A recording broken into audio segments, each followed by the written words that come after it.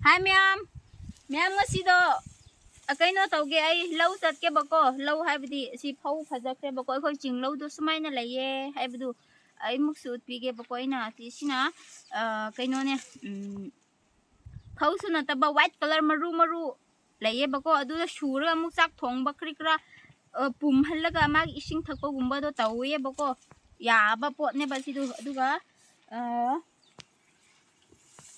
asi hoje ban leire ko si chonggi ja si de anap pa hoi du sujak anap pa hoi ne bako adu huzik se sin phou phajakre october gumba dadiko adum magi phou gi asumai na umbadu magi phou du asumai thoklakhrne bako adu kan sum utwi ge bako ai du huzik kan do si magi phajanangai phadi phajakre adu bu napi do napi phoidok pa chakpane bako adu yengmina se khoi dum nongmagi tawba thabak tu ko lo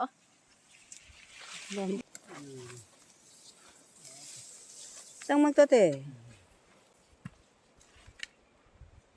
tum em lau yaure bako lau do napi lau thok pa do ut lagi lo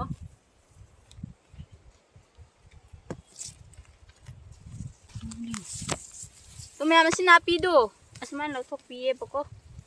phou du yam phajakre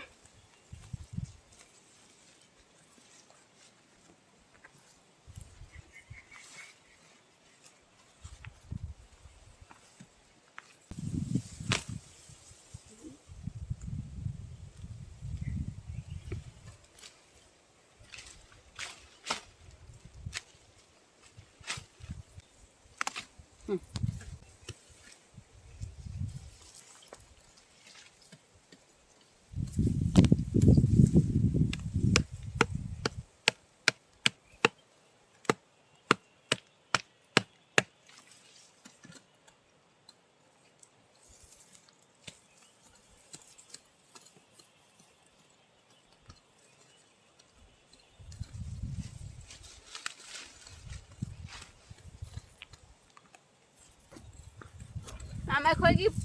phou lau du kramai na tawra phajabra hiengo phadi phajabane ush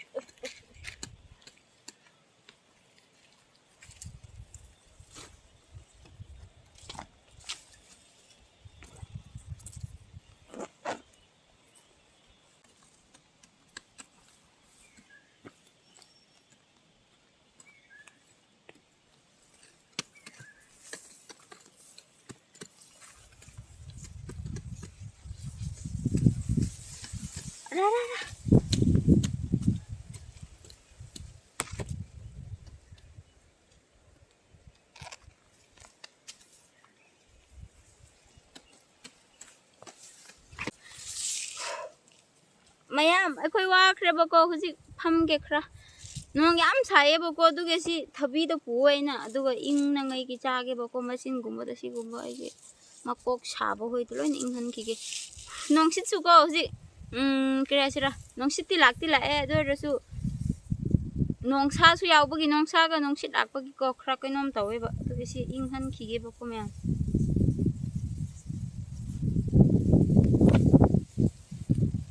wi asiki thang do chau banina kresira berayam tabage na si macha to pu si thang na tabada pu bane ba tabi manam ga phou gi manam ga nongshit ki manam ga pun bada nungai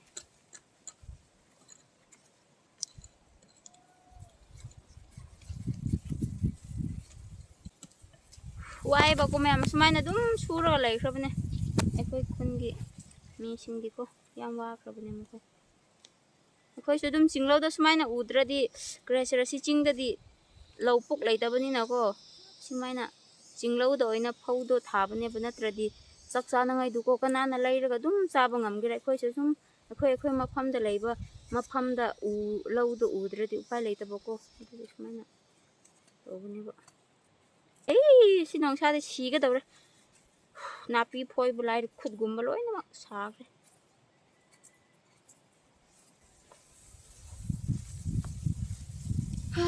nungaye nongshit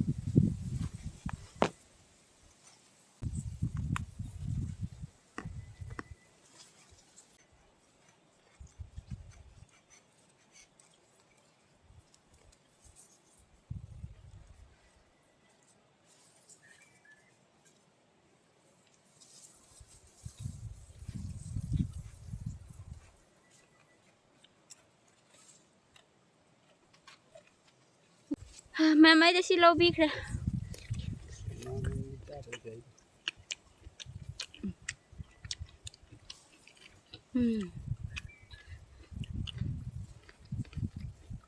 Saya sabar sini nak kena tokan kaya kau.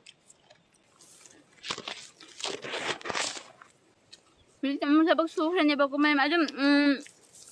yam thabak suba di utla di sang ni baku adum mate hap lagi baku adum nong tu sabun ni haran cameraman semua suba ni nak ko. Adum mu thabak suba hau lagi adum mu yeng ni saya adum utla ke.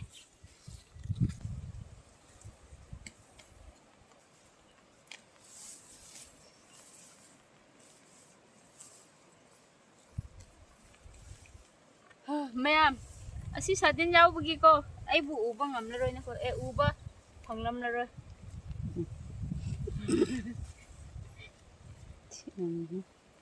Mayam,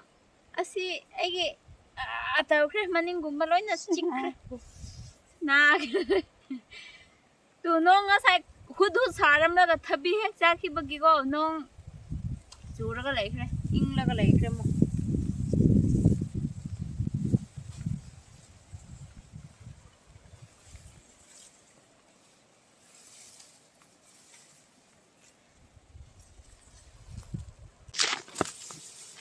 Mayam wadi wai ba ko su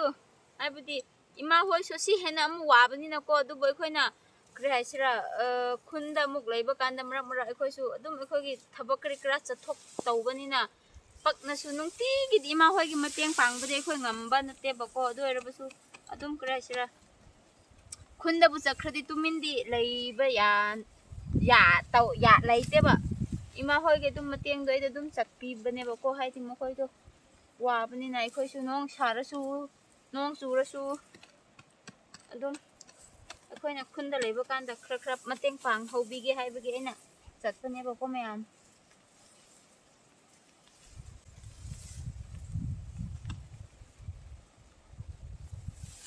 haudi phajakre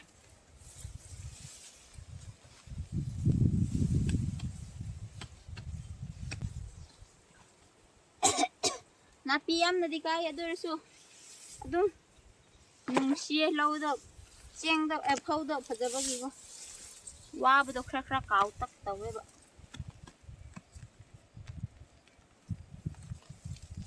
nong si to asumuk to ro le to si da mu pai re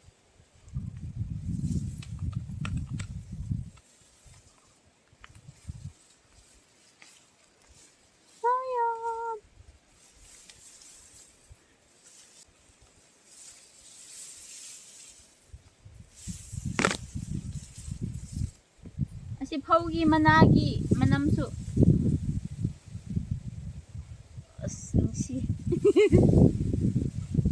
ai so sumai na tu yau hau ko to re hau na ko tu bane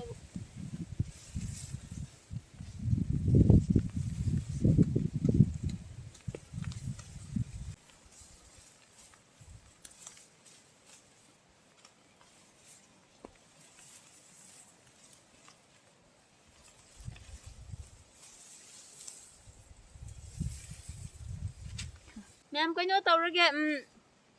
ai do nga sa afternoon chu pasu khrabane ba adu akhre ko chu asi ai ahi goma chu loina sikre nong sa phumal la sukra sira ko chikpadu laina ko adu tawe ba nga sa adu gi muk jing nong amuk chujin ba tawbu gi ko chun chikre der shu oi kresno ko kaino tawrage nga sa afternoon chu pasu bu ai utre ba ko sangkhrani hai ba ge na dum mata tawraga sem khrabane ba si lau napi lo thokpadi amahani na ko chap manaba pot ni na khra uttaga sumaina tawe sumaina lo thoe haru khato utpagi wane ba ko tu khutsu le bak loina changkhre khuthin gi manung asi gi manung do ko loina adu dai kaino tawraga hujik ti cha phutpa chatkrage ba ko laugi kresra chak gumba du ko du gumba thong lage du ko rindam saba semba khakra adum ulake mayam adu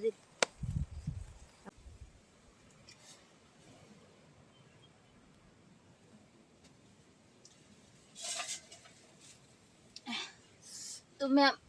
kaino ꯆꯥ ꯐꯨꯠꯂꯤꯕꯀꯣ ꯏꯟꯖꯥꯡꯗꯤ ꯉꯁꯤ ꯁꯤ ꯎꯁꯣꯏꯗꯨ ꯑꯗꯨꯒ ꯀꯩꯅꯣ ꯇꯧꯒꯅꯦꯕꯀꯣ ꯁꯤ ꯑꯗꯨꯝ ꯆꯥꯒꯅꯦꯕ ꯉꯁꯤꯗꯣꯀꯣ ꯑꯗꯨꯒ ꯁꯤ ꯀꯔꯤ ꯍꯥꯏꯕ꯭ꯔꯥ ꯁꯤ ꯃꯃꯤꯡꯗꯤ ꯑꯩ ꯈꯪꯗ꯭ꯔꯦ ꯆꯤꯡꯗ ꯑꯗꯨꯝ ꯄꯥꯟꯕꯅꯦ ꯃꯥꯒꯤ ꯁꯤꯗꯣ ꯁꯥꯡꯅꯀꯣ ꯑꯗꯨꯝ ꯀꯔꯤ ꯍꯥꯏꯁꯤꯔꯥ ꯆꯥꯛꯇ ꯃꯨꯟꯍꯜꯂꯒ ꯀꯔꯤ ꯆꯥꯕꯗꯨꯀꯣ ꯆꯝꯅ ꯊꯨꯝ ꯈꯖꯤꯛ ꯆꯥꯏꯔꯒ ꯆꯥꯒꯗꯧꯕ ꯄꯣꯠꯅꯦꯕ ꯁꯤꯗꯤ ꯑꯗꯨꯒ ꯁꯤꯅꯤ ꯆꯅꯝ ꯀꯩꯅꯣ ꯑꯗꯨꯒ ꯆꯅꯝꯅ ꯑꯄꯥꯛꯄꯗꯨꯀꯣ ꯑꯗꯨ ꯂꯣꯏꯔꯦ ꯑꯗꯨꯒ ꯁꯤꯅ ꯁꯧꯒ꯭ꯔꯤ ꯀꯩꯅꯣ ꯁꯧꯒ꯭ꯔꯤ ꯏꯁꯤꯡ ꯊꯛꯅꯤꯡꯉꯥꯏꯒꯤꯗꯃꯛꯀꯣ ꯑꯁꯤꯅ ꯑꯗꯨꯝ ꯀꯔꯤ ꯀꯔꯤ ꯏꯔꯣꯜꯂꯛꯀꯦꯕ ꯁꯥꯡꯅꯀꯣ ꯑꯗꯨꯝ ꯊꯣꯡꯂꯛꯀꯦ ꯃꯌꯥꯝ ꯑꯗꯨꯗꯤ ꯃꯌꯥꯝ ꯀꯩꯅꯣ ꯆꯥꯝꯈ꯭ꯔꯦꯕꯀꯣ ꯁꯤꯗꯣ ꯐꯨꯠꯂꯒꯦ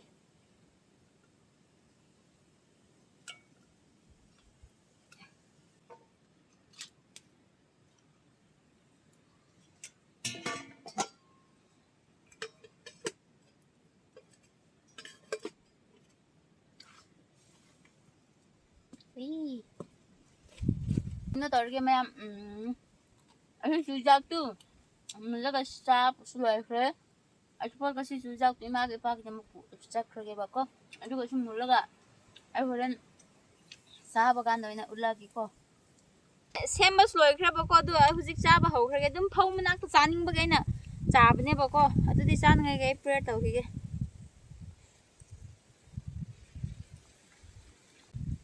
ꯃꯌꯥꯝ ꯆꯥꯕ ꯍꯧꯔꯒꯦꯀꯣ ꯍꯣꯏ ꯅꯨꯡꯁꯤꯠꯁꯨ ꯌꯥꯝ ꯂꯥꯛꯑꯦ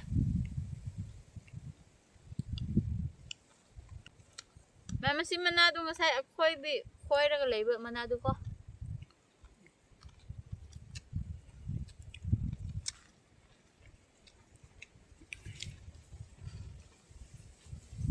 sila na just to happen ba.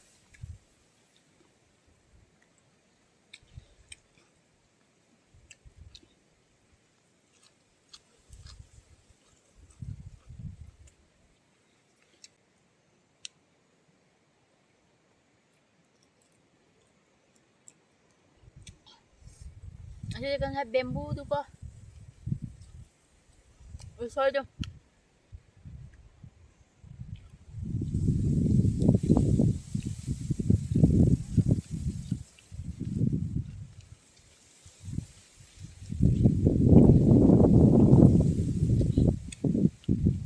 Ngay ba do? Nang sito.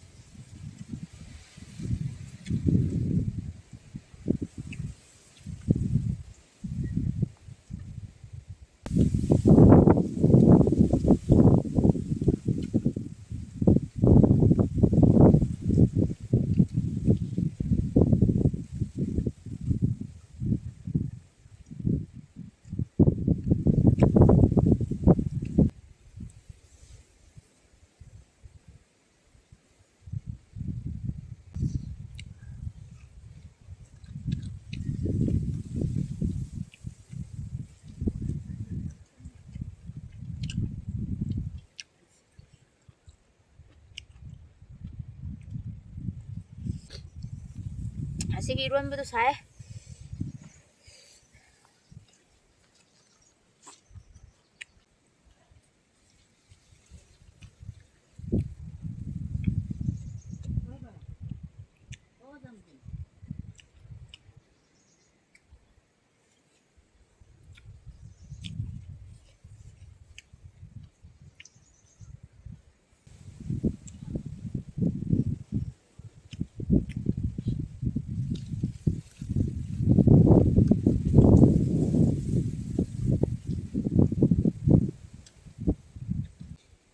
Ma'am, tapos loikhre bako ay adum loijin ga dum